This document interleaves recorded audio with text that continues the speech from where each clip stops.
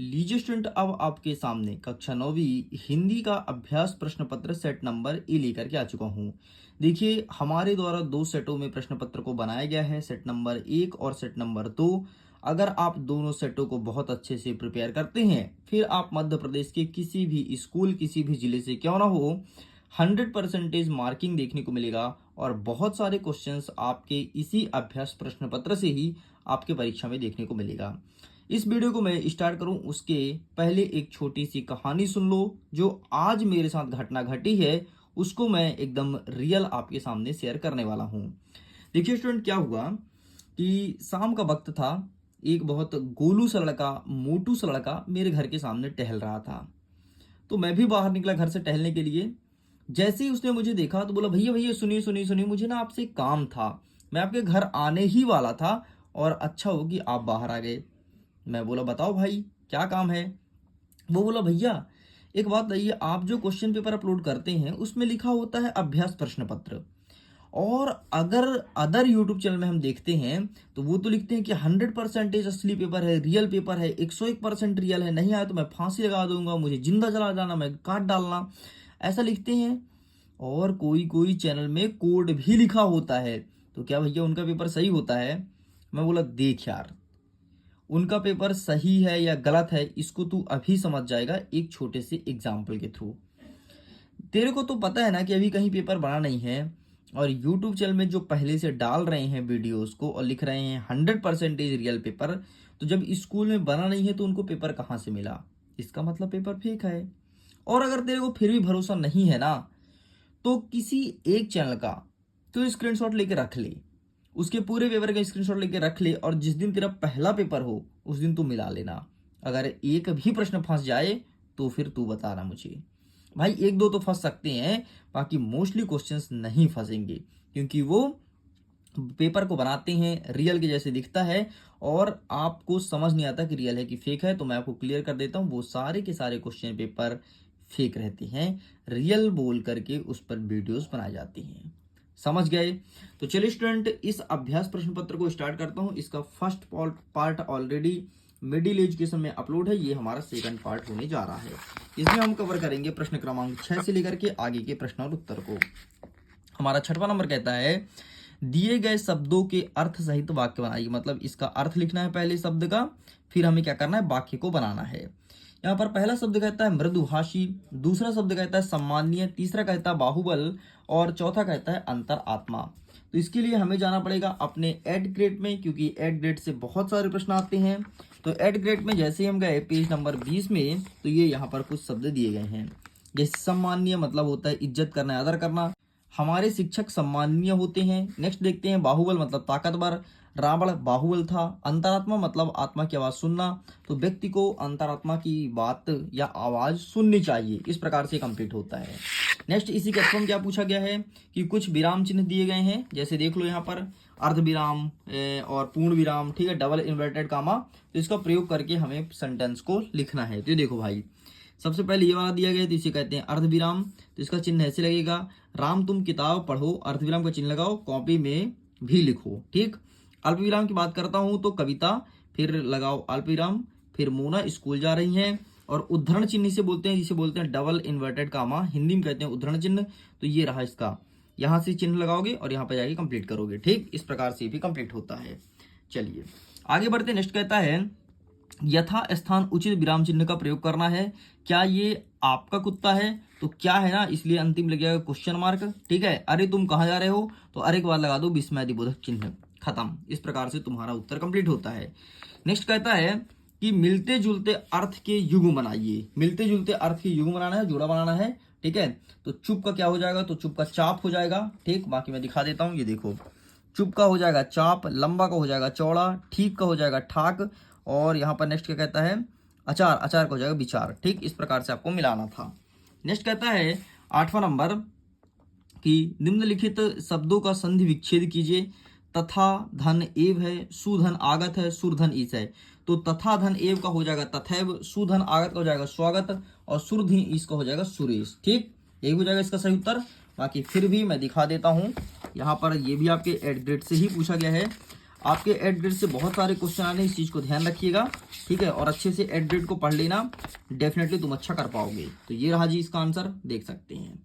चलिए नेक्स्ट कहता है हमारा संधि विच्छेद कीजिए, कहता है सरलार्थ, निर्धन और शयन। तो इसका संधि विच्छेद यहाँ पर दिया गया है, इसे भी देख लीजिए, ठीक। यही आपके एग्जाम में देखने को मिल सकता है क्योंकि बहुत ज्यादा इंपॉर्टेंट है एंड पिछले साल भी पूछा गया था। नेक्स्ट कहता है प्रश्न क्रमांक 9, दिए गए वैज्ञानिक का नाम लिख, जो नाम दिया गया है उनका खोज कौन कौन सा है। तो सर आइजैक न्यूटन ने क्या बताया था, इन्होंने बताया था गति का नियम। गैलीलियो ने क्या बताया था, गैलीलियो ने दूरदर्शी या फिर माइक्रोस्कोप की खोज की थी। और अलेक्जेंडर ग्राहम बेल, इन्होंने टेलीफोन की आविष्कार किया था। ये देख लो यहाँ पर इनका आविष्कार लिख दिया गया है। न्यूटन का गति का नियम, ठीक है। नेक्स्ट आपका कहता है गैलीलियो था ना, तो telescope, and Alexander Graham Bell, इन्होंने टेलीफोन को बनाया था। ध्यान रखना, बेल बेल बेल घंटे किसी बजती है, फोन बजती है ना, तो टेलीफोन बेल, टेलीफोन में बेल बज रही है। नेक्स्ट कहता है अथवा में विलोम शब्द लिखिए। ईमानदार क्या हो जाएगा भाई, जो ईमानदार है तो उसका बेईमान हो जाएगा, विश्वास का अविश्वास हो जाएगा, धर्म का अधर्म हो जाएगा, ठीक। अब हमसे पर्यायवाची पूछा है। नेत्र, नेत्र मतलब क्या हो जाएगा, नयन, आंख, चक्षु। नेक्स्ट कहता है आनंद, आनंद मतलब मजा या फिर फन, ठीक। नेक्स्ट कहता है मजा लिख दो यहाँ पर, ठीक है। ईश्वर, ईश्वर मतलब भगवान, ठीक। तो इस प्रकार से भगवान, इष्ट, इस प्रकार से ईश्वर का पर्यायवाची हो जाएगा।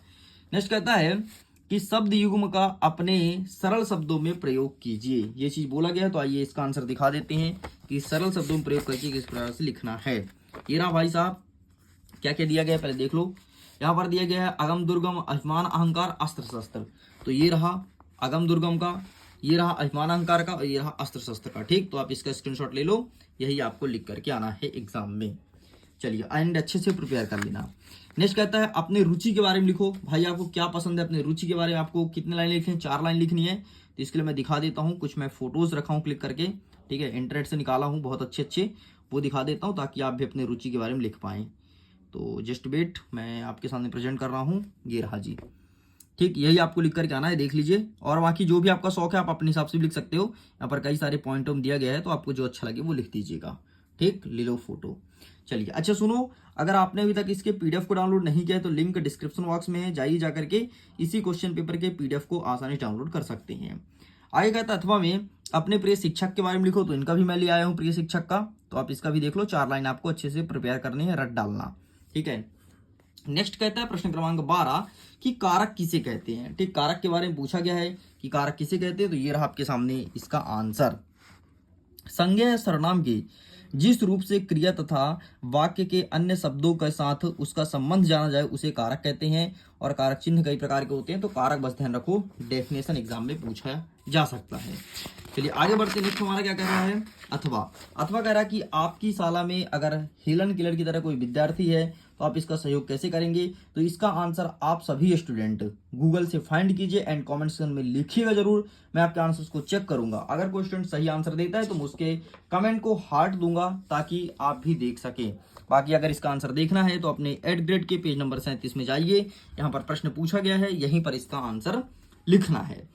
नेक्स्ट कहता है गद्य की प्रमुख विधाएं कौन कौन सी होती है। तो गद्य की तो भाई साहब कई सारी विधाएं होती है, जैसे निबंध हो गया, नाटक हो गया, एकांकी हो गया, उपन्यास हो गया, ये सभी गद्य की विधाएं हैं। लेकिन फिर भी इसका आंसर हम दिखा देते हैं कि आपको परीक्षा में क्या लिख करके आना है।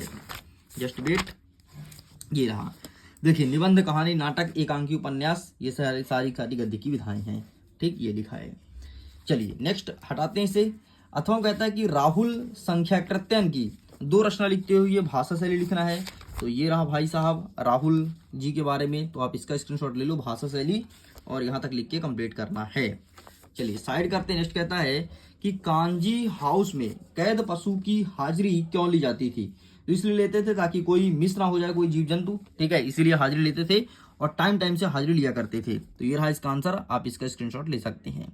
चलिए नेक्स्ट कहता है छोटी बच्ची को बैल के प्रति प्रेम क्यों उमड़ा। क्योंकि छोटी बच्ची के माता और पिता का डेथ हो गया था, सॉरी माता का डेथ हो गया था, तो छोटी बच्ची को लगता था कि बैल की भी तो माता पिता नहीं है, तो वो भी हमारी तरह दुखी है, उसको भी कोई खाना नहीं देता होगा। दूसरे जब भी खाना मिलता था जाकर के बैल को खिलाती थी और साथ में खाती थी। तो यहाँ पर पूरा कहानी लिखा गया है, तो आप इसको पढ़ लेना अच्छे से और ये लिख करके आना है। चलिए नेक्स्ट कहता है निपात शब्द किसे कहते हैं। तो आइए निपात भी सुना देता हूँ। निपात का मतलब होता है किसी चीज पर जोर देना। जैसे मैं बोला राम बाजार जाएगा, तो ये तो नॉर्मल सेंटेंस हो गया, लेकिन जब मैं बोला राम भी बाजार जाएगा, तो भी जो मैं जोड़ दिया वो हो गया निपात, ठीक। देख लो यहाँ पर लिखा है, जो मैं समझाया हूं वही यहाँ पर लिखा गया है। आगे बढ़ते हैं। नेक्स्ट कह रहा है कि संधि की परिभाषा लिखिए और क्या प्रकार पूछा है ना। हाँ, तो देखो दो ध्वनियों को आपस में मिलने से संधि बनता है। संधि 3 प्रकार का होता है, स्वर, व्यंजन और विसर्ग। ऐसा भी लिख सकते हो, 2 वर्णों के मेल से जो विकार उत्पन्न होता है उसे संधि कहते हैं। ऐसा लिख के काम चलाया जा सकता है। नेक्स्ट कहता है 16 नंबर कि मुहावरे और लोकोक्तियां में अंतर लिखो। देख लो भाई साहब, ये रहा आपके सामने मुहावरे और लोकोक्तियां में आंसर। तो जरा समझ लो पहले, फिर लिखते रहना। मुहावरा क्या होता है? एक ऑफिशियल टर्म्स होता है मुहावरे। लेकिन लोकोक्तियां लोगों में प्रचलित उक्तियां, मतलब यहाँ पर देसी भाषा का भी प्रयोग होता है लोकोक्तियां में, जबकि मुहावरे में ऐसा कोई भाषा का प्रयोग नहीं होता। मुहावरा के हमेशा अंत में ना देखने को मिलता है, ना शब्द अंतिम में रहता है। जैसे लात मारना अंतिम में ना हो गया, ठीक है। नाक टेढ़ा करना तो ना हो गया, अंतिम में ना देखने को मिलेगा ही मिलेगा। लेकिन लोकोक्तियों में ऐसा कोई फिक्सन नहीं है, ठीक। बाकी यहाँ पर लिखा गया है तो आप स्क्रीनशॉट ले लिए होंगे। नेक्स्ट कहता है संधि और समास में अंतर लिखिए। तो 2 वर्णों के मेल को संधि कहते हैं और 2 पदों के योग को समास कहते हैं। बाकी यहाँ पर लिखा गया है, आप इसको भी अच्छे से देख लीजिए, ठीक है। चलिए नेक्स्ट आपका क्या बचा है। हाँ, गोलंबर के पास जनसंपर्क की गाड़ी क्या ऐलान कर रही थी? क्या चिल्ला चिल्ला करके बोल रहा था गोलंबर के पास? ये प्रश्न पूछा गया है, तो आइए इसका आंसर दिखा देते हैं। उनका कहना था कि भाइयों, ऐसी संभावना है कि बाढ़ का पानी रात्रि 12 बजे तक गांव में घुस जाएगा। ये ऐलान कर रही थी, इसलिए गांव खाली कर दो, सारे लोग सतर्क हो जाओ। नेक्स्ट कह रहा है कि वार्षिक परीक्षा की तैयारी के लिए पिताजी से किए गए संवाद को लिखना है, ठीक है। कि वार्षिक परीक्षा में आपकी तैयारी कैसी है? तो ये रहा भाई साहब संवाद आपके सामने, पिताजी का और तुम्हारा, ठीक है। तो यहाँ पर संवाद बढ़िया पढ़ लो और अपने हिसाब से आपको लिख करके आना है। संवाद नकल मत करना, संवाद अपने हिसाब से ही लिखा जाता है। नेक्स्ट कह रहा है कि मुहावरे का अर्थ लिख करके वाक्यों में प्रयोग करना है। अंगूठा दिखाना, ईद का चांद होना। अंगूठा दिखाना का मतलब होता है धोखा देना और ईद का चांद का मतलब होता है बहुत दिनों बाद दिखाई देना। तो आइए दिखा देते हैं हम आपको। ये देखो, अंगूठा दिखाना यहाँ पर लिखा है धोखा देना, ठीक है। ये तीसरे नंबर में देख लो और ये आपको लिख करके आना है पूरा का पूरा, ठीक। नेक्स्ट देखिए, ईद का चांद होना मतलब क्या होता है? बहुत दिनों बाद दिखाई देना। ये पूरा का पूरा आपको लिखना है। चलिए साइड करते हैं। नेक्स्ट कहता है कि उपसर्ग किसे कहते हैं? प्रति उपसर्ग का प्रयोग करते हुए 2 शब्द बनाइए। तो वे शब्द जो शब्दों के आगे लगते हैं उसे उपसर्ग कहते हैं। प्रति जोड़ के तो प्रतिकार आपका हो गया, ठीक है, प्रतिकार। और आपका क्या हो गया? प्रतिभा। लीजिए 2 बन गया शब्द, ठीक है जी। नेक्स्ट कहता है जल है तो कल है पर एक अनुच्छेद लिखना है। तो आइए अनुच्छेद लिखना मैं दिखा देता हूँ। जल है तो कल है, तो ये रहा अनुच्छेद, बस इतना आपको लिखना है, ठीक है। एग्जाम्पल दे देना एक दोहा के रूप में, रहीमन पानी राखी, बिन पानी सब सून, पानी गए न उबरे, मोती मानुष चून। ये उदाहरण आप दे सकते हैं। चलिए आगे बढ़ते हैं। नेक्स्ट कहता है कि कभी भी आप बस में, रेलगाड़ी में या बैलगाड़ी में यात्रा किए हो तो यात्रा का वर्णन करना है। मतलब आपको कैसा लगता है बस में, रेलगाड़ी में या फिर किसी भी चीज में यात्रा किए हो, कार में, वो आपको लिखिए कैसा लगता है, ठीक है। तो इसको भी लिख करके और आप मुझे व्हाट्सएप पर भेजिएगा, मैं चेक करूंगा सारे बच्चे के आंसर को। मेरा व्हाट्सएप नंबर है 7470705703। नंबर को नोट कर लीजिए, सेव कर लीजिए फोन में और इसमें मैसेज करके अपने डाउट को पूछ सकते हैं। चलिए 20वां नंबर देखते हैं। निम्नलिखित अपठित काव्यांश और गद्यांश को पढ़ करके लिखिए। देखिए स्टूडेंट, हम आगे बढ़ रहे हैं, उसके पहले बता देता हूं, अगर अभी तक आपने हमारे टेलीग्राम चैनल को ज्वाइन नहीं किया है, इंस्टाग्राम पर फॉलो नहीं किया है, तो जुड़ जाओ।